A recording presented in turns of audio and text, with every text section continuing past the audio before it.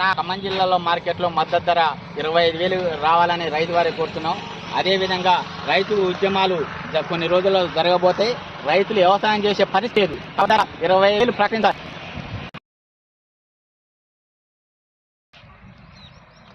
Okay అంటే నేను వేసాను. అయితే 2 లక్షల పెట్టుబడి అయింది. కనీసం వారికి వాటర్ లేక నలుగుని ఎన్నో మందులు పండించి లాస్ట్కి మనకి ఇంట్రెస్ట్ పండిస్తే మార్కెట్కి పోతే దళారీలు 12,000 నుంచి 13,000 కొంటాం, ఒకరోజు 10 కొంటాం, ఒకరోజు 10 కొంటాం. మార్కెట్లో చాలా దళారీలు చేస్తారు. కాబట్టి రైతులు ఉరేసుకునే పరిస్థితి ఏర్పడ్డది. కావున కేంద్ర గవర్నమెంట్ మా దయ ఉంచి కనీసం 25,000 కోరుతుంది.